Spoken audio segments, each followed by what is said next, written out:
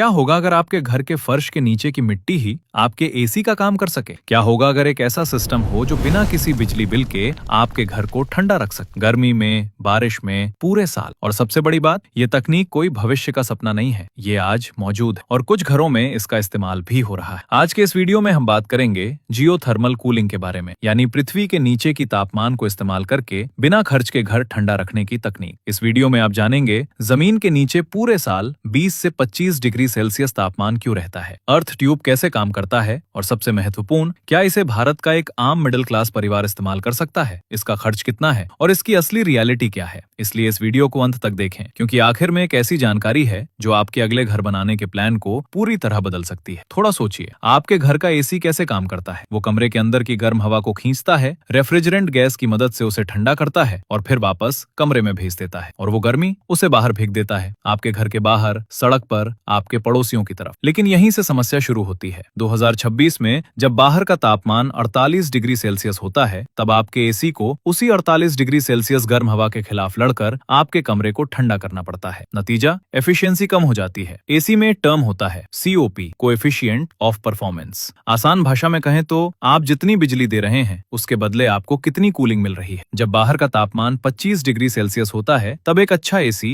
1 unit बिजली में 3.5 से 4 यूनिट कूलिंग देता है। लेकिन जब तापमान 45 डिग्री सेल्सियस से ऊपर चला जाता है, तब यही एफिशिएंसी गिरकर 1.5 से 2 तक आ जाती है। मतलब वही ठंडक पाने के लिए आपको लगभग दुगुनी बिजली खर्च करनी पड़ती। इसी वजह से 2026 में आपका बिजली का बिल पिछले साल की तुलना में 30 से 40% ज्यादा आया है। ये सिर्फ बिजली महंगी होने की वजह से नहीं है, आपका एसी खुद ही इनफिशिएंट हो रहा है। अब एक और डरावनी बात सुनिए, भारत में अभी पीक कूलिंग डिमांड लगभग 60 गीगावाट, मतलब सिर्फ एसी चलाने के लिए ही बहुत ज्यादा बिजली की जरूरत पड़ रही है, और उस बिजली का ज्यादातर हिस्सा कोयले से आ रहा है। मतलब आप जितना ज्यादा एसी चलाते हैं उतना ज्यादा CO2 हवा में जाता है, उतनी ज्यादा गर्मी बढ़ती है और फिर आपको और ज्यादा एसी चलाना पड़ता है। ये एक विशियस साइकिल है। गर्मी बढ़ती है, एसी ज्यादा चलता है, बिजली ज्यादा लगती है, कोयला ज्यादा जलता है, CO2 बढ़ता है, फिर से गर्मी बढ़ती है। इस चक्र को तोड़ना होगा। लेकिन सवाल है, समाधान कहाँ है? समाधान है, और वो आपके पैरों के नीचे ही है, जमीन के नीचे। लेकिन उसे समझने के लिए हमें एक वैज्ञानिक रहस्य जानना, थर्मल इनर्शिया। क्या आपने कभी किसी पुराने कुएं के अंदर हाथ डाला है? अगर गांव में कुआं हो तो आपने देखा होगा कि सबसे तेज गर्मी में भी उस पानी में ठंडक रहती है। या फिर पहाड़ों की गुफाएं, बाहर 45 डिग्री सेल्सियस की धूप, लेकिन अंदर जाता ही ऐसा लगता है जैसे प्राकृतिक एसी चल रहा। ऐसा क्यों होता है? इसी सवाल का जवाब है आज का सबसे महत्वपूर्ण scientific concept, thermal inertia. Thermal inertia का मतलब होता है कोई भी पदार्थ अपनी तापमान को जल्दी बदलना नहीं चाहता। मिट्टी या पत्थर बाहरी तापमान को बहुत धीरे धीरे एब्जॉर्ब करते हैं। एक आसान उदाहरण, समुद्र का पानी। दोपहर के समय भी पानी बहुत ज्यादा गर्म नहीं होता, क्योंकि उसका थर्मल मास ज्यादा होता है। मिट्टी ये काम और भी बेहतर तरीके से करती है। विज्ञान कहता है जमीन की सतह का तापमान हर दिन, हर मौसम में बदलता रहता है। गर्मी में 50 डिग्री सेल्सियस, सर्दी में 5 डिग्री सेल्सियस। लेकिन ये बदलाव जैसे जैसे नीचे जाता है वैसे वैसे कमजोर होता जाता है। सिर्फ 3 से 5 मीटर नीचे जाने पर तापमान लगभग स्थिर हो जाता है। भारत के ज्यादातर हिस्सों में इस गहराई पर तापमान पूरे साल 20 डिग्री सेल्सियस से 25 डिग्री सेल्सियस के बीच रहता है। जरा सोचिए, बाहर 48 डिग्री सेल्सियस है और सिर्फ 5 मीटर नीचे 23 डिग्री सेल्सियस, मतलब 25 डिग्री का अंतर बिल्कुल फ्री। कोई कंप्रेसर नहीं, कोई रेफ्रिजरेंट नहीं, कोई बिजली नहीं, सिर्फ पृथ्वी के अपने थर्मल मास की वजह से। यही है प्रकृति की छुपी हुई सुपर पावर, और इसी सुपर पावर को इस्तेमाल करने वाली तकनीक को कहते हैं जियोथर्मल कूलिंग। लेकिन अब सबसे बड़ा सवाल, इस 23 डिग्री सेल्सियस ठंडक को आप अपने घर के अंदर कैसे लाएंगे? क्या जमीन खोदकर पाइप डालना पड़ेगा या कोई और स्मार्टर तरीका है? इसका जवाब जानने के लिए हमें 2 अलग अलग टेक्नोलॉजीज को समझना होगा। सबसे पहले बात करते हैं अर्थ ट्यूब्स की। मान लीजिए आपके घर के पास जमीन के नीचे 3 से 5 मीटर की गहराई पर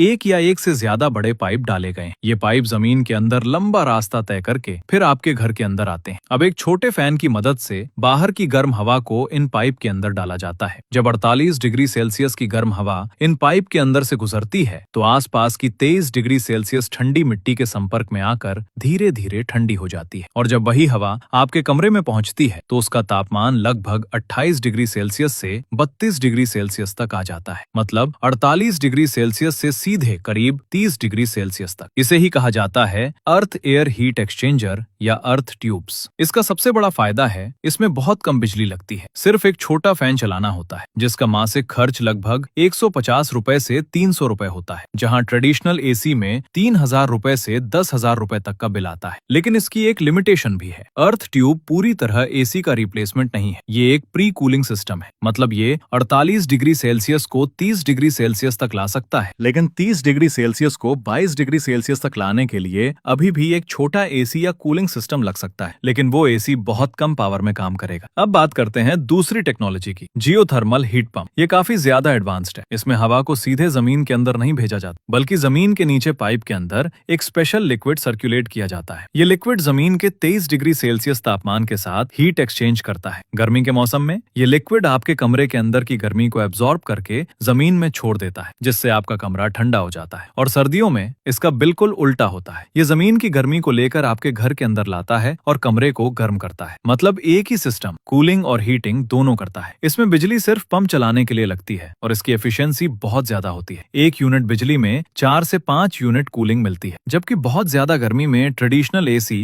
काफी इनएफिशिएंट हो जाता है। मतलब जियोथर्मल हीट पंप एसी के मुकाबले 2 से 3 गुना ज्यादा एफिशिएंट हो सकता है। और ये टेक्नोलॉजी नई नहीं है। विदेशों में कई सालों से इसका इस्तेमाल हो रहा है, लाखों घरों में। अब धीरे धीरे ये भारत में भी आना शुरू हो चुका है। लेकिन अब सबसे बड़ा सवाल, भारत में इसे इंस्टॉल करने में कितना खर्च आएगा और सच में क्या ये आपके लिए प्रैक्टिकल है? क्योंकि मैं आपको सिर्फ अच्छा नहीं, पूरी सच्चाई बताने वाला। ठीक है, अभी तक आपने बहुत सारे कॉन्सेप्ट समझ लिए। अब बात करते हैं असली रियलिटी की। पहली रियलिटी, इनिशियल कॉस्ट। भारत में अर्थ ट्यूब सिस्टम लगाने का खर्च लगभग 1.5 लाख रुपए से 3 लाख रुपए तक हो सकता है। यह आपके घर के साइज पर डिपेंड करता है। अगर आप एक बड़ा एसी खरीदते हैं, मान लीजिए 60,000 रुपए से 1,20,000 रुपए, फिर हर महीने बिजली का बिल 6,000 रुपए, 1 साल में 72,000 रुपए और 10 साल में सिर्फ बिजली पर 7.2 लाख रुपए। इसके अलावा 10 साल में एसी भी बदलना पड़ेगा। अब अर्थ ट्यूब के बारे में सोचिए। मान लीजिए 2 लाख रुपए सेटअप कॉस्ट, महीने का बिजली खर्च सिर्फ 200 रुपए, 10 साल में कुल खर्च लगभग 2.24 लाख रुपए और ये सिस्टम 50 साल तक चल सकता है। मतलब लॉन्ग टर्म में बहुत बड़ी सेविंग्स। अब बात करते हैं जियोथर्मल हीट पंप की। ये एक्सपेंसिव है, ये सच है। भारत में एक घर के लिए इसका खर्च 15 लाख रुपए से 30 लाख रुपए तक हो सकता है, लेकिन ये भी एक लॉन्ग टर्म इन्वेस्टमेंट है। 6 से 10 साल के अंदर आपका खर्च बिजली की बचत से वापस आ सकता है। दूसरी रियलिटी, ये कहाँ अच्छा काम करेगा? अर्थ ट्यूब भारत के ज्यादातर हिस्सों में काम करता है, जैसे दिल्ली,